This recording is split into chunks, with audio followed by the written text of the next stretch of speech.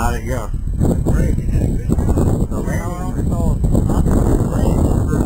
know that's what he was doing. Oh. I let him do it because it was a crosswind landing and I wasn't feeling comfortable.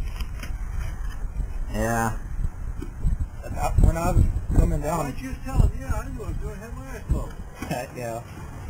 He had me blindfolded and he told me to try to land the plane in crosswind conditions. Well, did you have it, were you trying to land it first on the approach? The wind was gusting across. I saw it rocking back and forth. The wind was just blowing me all over the place, so George finally landed it. Oh.